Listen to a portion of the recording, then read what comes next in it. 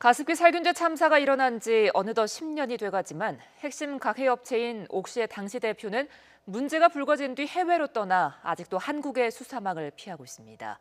엄윤주 기자의 보도입니다. 지난 2010년 반지하 자취방에서 살던 김승환 씨는 마트에서 옥시의 가습기 살균제를 사서 썼습니다. 이후 1년도 채 지나지 않아 일상생활이 어려울 지경으로 호흡기 질환이 심각해져 회사까지 그만뒀습니다. 폐가 딱딱해지는 섬유화 증상으로 결국 양쪽 폐 이식 수술까지 받았습니다.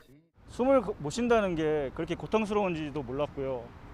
숨을 못 쉬니까 화장실 가는 것부터 씻는 거 하나하나가 심지어 앉아있는 거마저도 숨이 가퍼갖고. 생후 8개월 된 셋째 아이를 위해 옥시 제품을 구매해 2003년부터 2년 동안 사용한 박수진 씨의 아픔도 이루 말할 수 없습니다.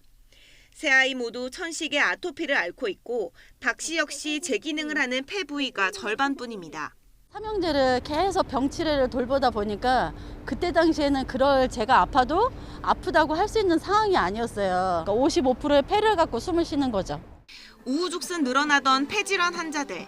그 원인이 가습기 살균제였다는 정부의 조사 결과가 발표된 지 오는 8월 31일이면 꼭 10년이 되지만 피해자들은 여전히 고통 속에서 하루하루를 보내고 있습니다. 정부가 가습기 살균제 피해 구제법을 마련해 구제에 나섰지만 사건의 핵심 관계자인 거라부제인 전 옥시 대표에 대한 수사는 지지부진합니다.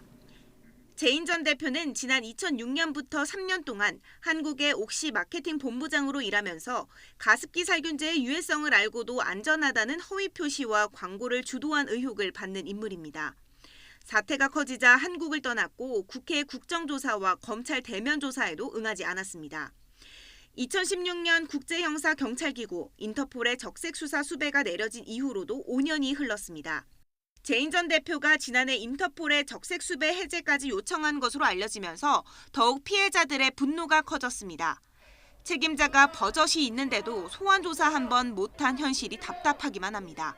그 참사를 일으켰던 최고의 위치에 있었던 수장조차도 도망간 채 여전히 돌아오고 있지 않습니다. 조사조차 받고 있지 않습니다. 그를 비호하고 있는 영국 본사는 도대체 무슨 생각으로 보다 못한 시민단체가 영국 옥시 본사에 한국 검찰 수사에 응하라고 촉구하는 공개 서한을 보냈습니다. 또 피해 인정자 전원에게 옥시가 배상해야 한다고도 목소리를 높였습니다. 정부가 인정한 가습기 살균제 피해자는 4,100여 명이지만 옥시가 배상해준 사람은 현재까지 600여 명에 불과하기 때문입니다. 옥시 영국 본사의 CEO가 결단을 내려서 최소한 한국 정부가 인정한 구제 인정자 4,117명에 대한 배상을 완료하도록. 대참사라고 불릴 만큼 많은 이들의 목숨을 앗아가고 지울 수 없는 질환을 남긴 옥시. 뻔뻔한 악덕 기업의 모습 그대로입니다. YTN 엄윤주입니다.